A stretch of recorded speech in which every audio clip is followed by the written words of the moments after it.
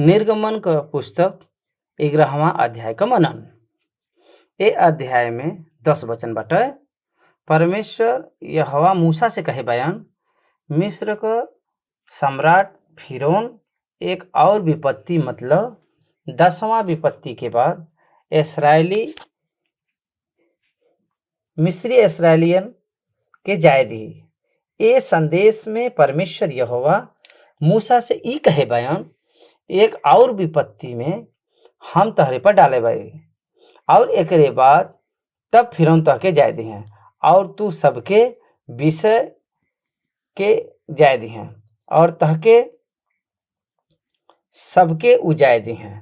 निर्गमन का किताब 4 अध्याय से 10वां अध्याय तक परमेश्वर 9 विपत्ति के द्वारा मिस्र का सत्यानाश करे के बारे में दिखाए बयान। लेकिन फिर भी फिरौन दिन नहीं बनल। मिस्र का सारा देवता के दंड देवे बदे परमेश्वर सब सारे विपत्ति के भेजना। परमेश्वर मूसा से ई विषय के बारे में परमेश्वर मूसा से कहत बान के हम अंतिम विपत्ति हम भेजे पर बाई, जैसे फिरौन उतर के आई और हम इस्राएली के प्रति मिस्री के मन में दया उत्पन्न हम करब और तू बहुत आयत का संपत्ति के लेके वहां से ले जाब और अंतिम विपत्ति का रूप में फिरौन से लेके मिस्र का हर एक साधारण लोगन के घरे में पहले उठा का मृत्यु हुई। ये एक भयानक विपत्ति हुई। ये बात के परमेश्वर मूसा से कहत बयान और मूसा फिरौन के पास जाए के ये बात के गुस्सा में कह के वहां से निकल जाना। ये अध्याय का विवरण बाटे। अब पहला वचन से 10 वचन तक हम पढ़ब। फिर यहोवा मूसा से कहना, परमेश्वर मूसा से कहना, एक और विपत्ति हम फिरौन और मिस्र देश पर डालब। एकरे बाद तू लोगन के वहां से जाय दी हैं और जब वो जाय दी हैं तब तू सबके निश्चय निकाल दी हैं। देखा 9 विपत्ति बीत गयल, बस अब एक ही विपत्ति बचल बाटे, जेकरे बाद मिस्री इस्राएली लोगन के पूरी रीति से जाय दी हैं और अपने हार के उसे स्वीकार कर ली हैं। परमेश्वर वो कार्य के बतावत बयान जौन भविष्य में होए वाला बाटे। भविष्य में होए वाला घटना के बारे में बताए केवल परमेश्वर बदे ही संभव बाटे। कोई मनुष्य के ई शैतान के या स्वर्गदूत के भी भविष्य के बारे में जानकारी नहीं बाटे। ये बात के याद रखे के बाटे। काल ही का हुई ई केवल परमेश्वर जानन, हमके नहीं मालूम बाटे। न स्वर्गदूत एके जानन, नहीं तो लूसीफर के मालूम बाटे। केवल परमेश्वर भविष्य के ही जानन। ये बात के तहके याद करे के बाटे। काल ही का हुई ई केवल परमेश्वर ही बता सकन और वही बतावत बयान। और एक विपत्ति भेजब, ओकरे बाद फिरौन तहके जाय दी हैं और उ ए प्रकार से भेजी हैं कि माना तहके जबरदस्ती जाए के कहत बयान। एक व्यक्ति के भी रह न दी हैं, यहाँ तक के तहरे पशु के भी न रखी हैं। तहके पूरा रीति से ए देश से निकाल दी हैं, तहके संपूर्ण छुटकारा मिली। ई परमेश्वर बतावत बयान। फिरौन में इतना बदलाव आई, ई आश्चर्य का बात बटे। काहे बदे के फिरौन बहुत कठोर व्यक्ति बयान और परमेश्वर कहत बान के ऐसन व्यक्ति इस्राएली के संपूर्ण छुटकारा देंगे। ए संदर्भ में परमेश्वर कहत बान के इस्राएली के ऊपर हम मिस्री लोगन से अनुग्रह करवाई। काहे परमेश्वर ऐसा काहे करवाई हैं? काहे बदे के इस्राएली मिस्र का मूल्यवान वस्तु के लूट के ले आवे वास्तव में इसराइली जौन सैकड़ों वर्ष वहाँ पर मेहनत कैना, मिस्री लोग उनसे लूटना और ए राज्य के लोग लूट के जौन कुल मिस्री लोग कमाए रहना, परमेश्वर उनके लौटा दी हैं। सोना चांदी मूल्यवान वस्तु बस इसराइली लोगन के मांगाई के दे रही बाटे, मिस्री लोग उनके दे दी हैं। परमेश्वर ये प्रकार से उनके मन के करी हैं। यही बदे परमेश्वर कहत बान के एक एक पुरुष अपने अपने पड़ोसी और एक एक स्त्री अपने अपने पड़ोसी से सोने चांदी का गहना मांग ले। परमेश्वर न्याय करत बान।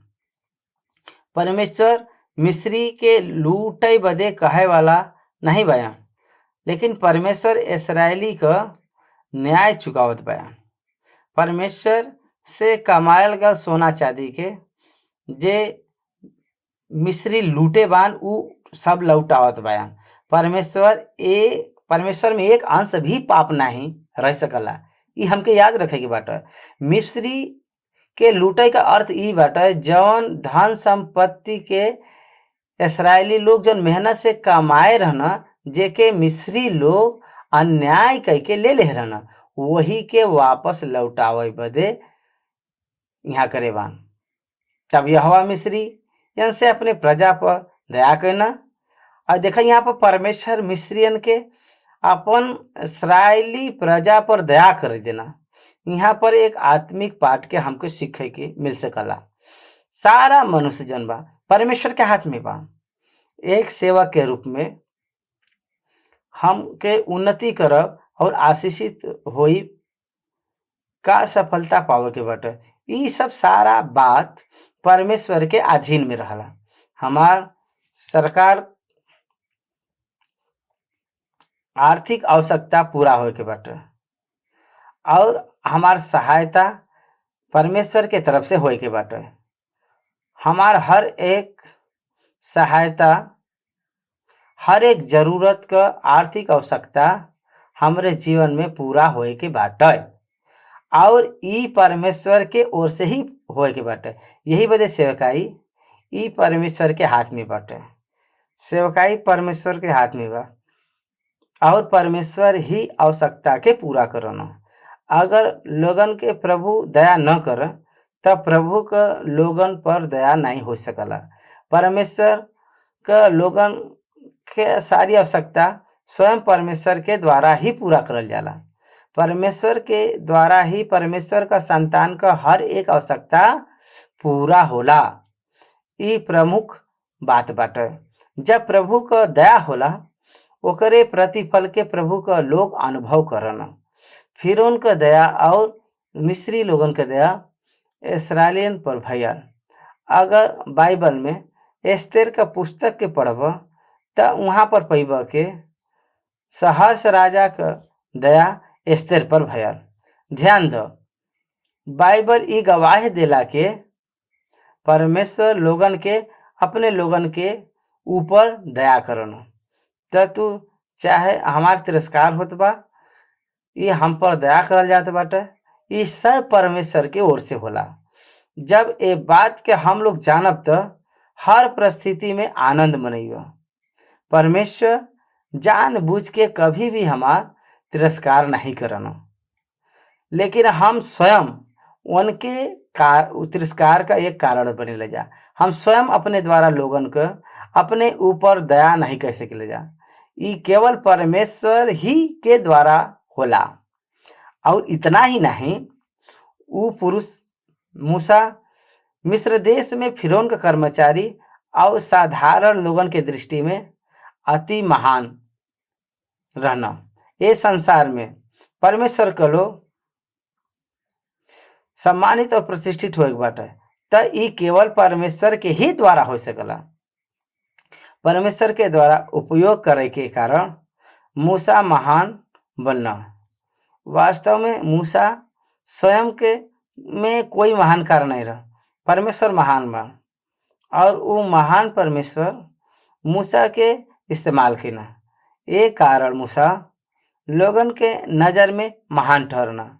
हम फिर कहत भाई, एक व्यक्ति के महान बनाई परमेश्वर के हाथ में बाटे। उत्पत्ति 26वां अध्याय में इसहाक बहुत आय से आशीषित भइना। कैसे? परमेश्वर से आशीष।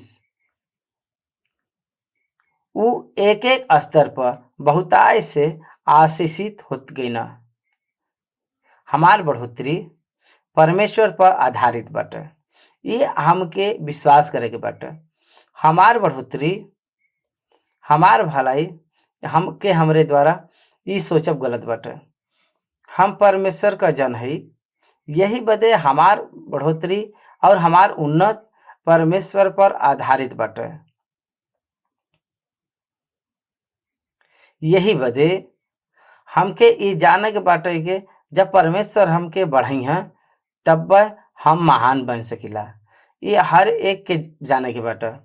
पतरस का पत्री में पतरस कहे बा, जब तक परमेश्वर तहके न बढ़ावई तो, जब तक परमेश्वर तहके न पकड़े रहे तब तक उनके बलवंत हाथ के नीचे ठहरा रहा। परमेश्वर बढ़ावे वाला परमेश्वर है। दानियल का पुस्तक में जब परमेश्वर जौन स्वप्न नबूकदनेस्सर देखना, उ स्वप्न और ओकर अर्थ दानियल ओके बतैना, तब उ दानियल के सम्मानित कैना और दानियल महान ठहरल कैना। एमिन दानियल का काम महानता बाटे। परमेश्वर उनके ऊपर अपने बात के प्रकट कैना और उ बतैना। यही बदे ये बात के हमके समझे के बाटे कि जेके परमेश्वर महान ठहरावल चाहना, जेके परमेश्वर महान ठहरावल चाहना, ओके महान ठहरावना भी। और मूसा मिस्र देश का फिरौन का कर्मचारी और साधारण लोगन के दृष्टि में अति महान रहना। एक व्यक्ति अपने धन का अधिकता के कारण महान नहीं ठहरला। ये अपने ज्ञान के कारण महान नहीं होला। एक व्यक्ति अपने धन के कारण महान नहीं ठहरला और न अपने ज्ञान के कारण महान नहीं ठहरला, लेकिन परमेश्वर का अधीनता में रहे के कारण अति महान ठहरला। परमेश्वर के बात के माने के द्वारा अति महान ठहरला। चाहे परिस्थिति कैसनो हो, उन परिस्थिति पर न देखी के जब वो परमेश्वर का आज्ञाकारिता में चलना, तब वो अति महान ठहरना। परिस्थिति के ऊपर आधारित हो के नहीं, लेकिन परमेश्वर के ऊपर आधारित हो के हमके निर्णय के लेवे के बाटे। और यही विश्वासी बदे एक महान धैर्य और हिम्मत होला। मूसा नाम का जन व्यक्ति बा, मिस्र देश में बा। वो देश का व्यक्ति नहीं, लेकिन वो परदेसी बा। वो देश में गुलामी में रहतना, लेकिन उनका महान बने के कारण परमेश्वर ही बया। जेके परमेश्वर इस्तेमाल करना वो महान होला। लेकिन कई लोग परमेश्वर के इस्तेमाल करके महान होवल चाहना। परमेश्वर का इस्तेमाल करके तू कभी भी महान नहीं बन सकला। तब जब परमेश्वर आपके इस्तेमाल करना, तब आप महान बनना। यह सही रीति से हमरे 30 वर्ष का सेवकाई में जौन कुछ भी हमके सम्मान मिलल बा, वो केवल परमेश्वर के ही द्वारा बाटे।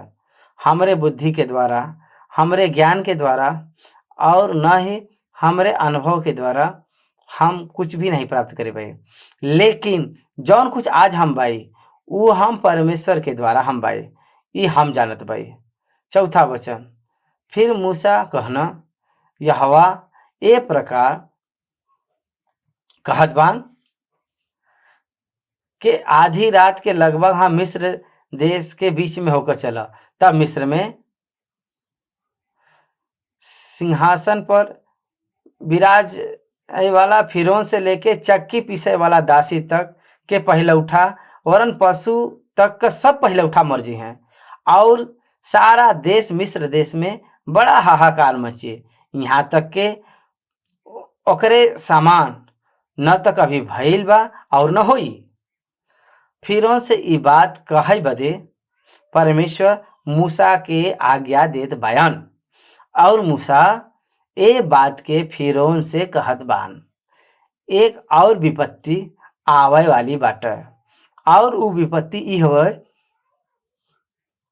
पहला उठे बच्चन का मृत्यु, और ई फिरौन से लेके उनके देश में चक्की पीसे वाला जौन दासी बहन वहां तक। एकर मतलब ई बाटे ऊंचा स्थान से लेके से निचले स्थान तक कार्य करे वालन तक, ऊपर ऊंचा स्थान में कार्य करे वालन से लेके नीचे स्थान में कार्य करे वालन तक का, बड़ा अधिपति से लेके छोटे व्यक्ति तक, फिरौन का अधीनता में रहे वाला सब लोगों के ऊपर हर पहले उठा बच्चा मरी। यहाँ तक कि पशु का भी पहला बच्चा मरी है। ये भयंकर विपत्ति हुई। अगर हमरे रहे के स्थान में अगर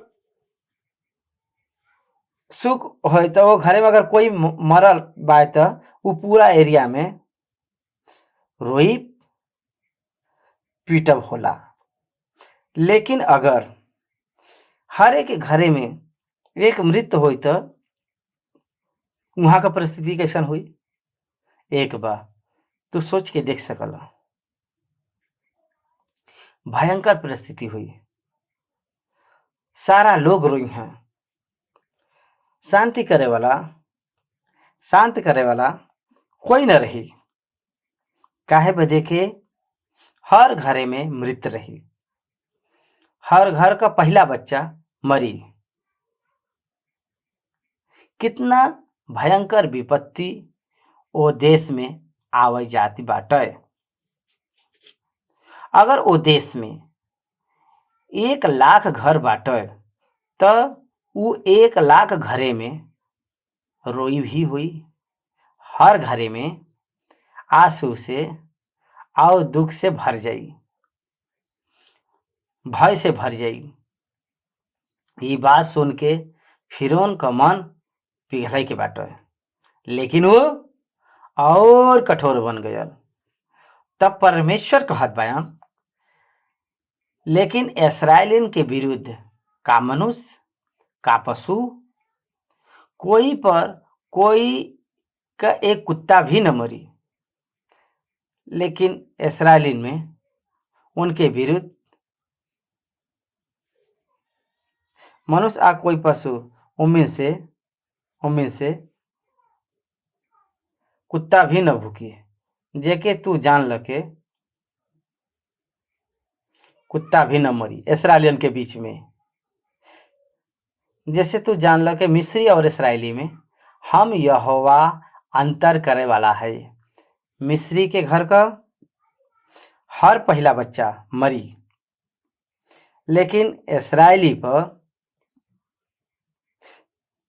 इस्राएलियन में एक कुत्ता भी, एक बच्चा भी,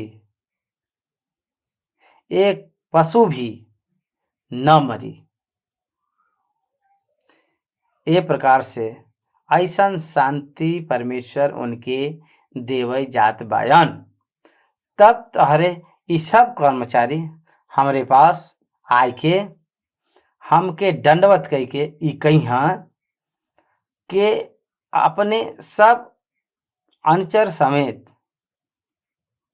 सब अपने लोगन के साथ में निकल जा और उनके पश्चात हम निकल जावे। ये कह के मूसा बड़ा क्रोध में फिरौन के पास से निकल गए ना। तहरे देश का सब लोग आए के हमके दंडवत कह के कही कि तू अपने लोगन के साथ निकल जा। राजा का लोग आए के दंडवत करी हैं जे कठिन काम करवाए बा। मिस्री जौन क्रूर लोग रहना वो दंडवत करे के स्थिति में आए जी हैं। मतलब उनकर मजबूरी प्रकट होत बाटे और ऊ हर वो हार के हम तहार दास भाई ई प्रकट करे जात बयान, मूसा के दंडवत करे जात बयान। और दंडवत करे के द्वारा ऊ ई प्रकट करत बा के हम तहरे सामने कमजोर बाई, हम हार गल बाई और तू जीत गल बाया। ई बात बतावत बानो सब। और काल ही के दिन ऐसन होई, ई फिरौन के बताए के मूसा वहां से गुस्सा होई के निसर के ना। तब परमेश्वर कहत बयान, यहोवा मूसा से कह दे रहना क्या फिरौन तहा न सुनी है, काहे बदे के हमारी इच्छा बाटे के मिस्र देश में बहुत चमत्कार करी। मूसा और हारून फिरौन के सामने ये सब चमत्कार के ना, लेकिन यहोवा फिरौन का मन और कठोर कर देना। तब वो इस्राएली के अपने देश से जाए नहीं दिलेस। परमेश्वर 10वां विपत्ति का घोषणा करे के बाद भी फिरौन अपने मन के कठोर बनाए के रखे। एक और देश नाश हो जाता, पूरा देश नाश हो जाता, लोग नाश होत बायन। और एक एक परिवार पर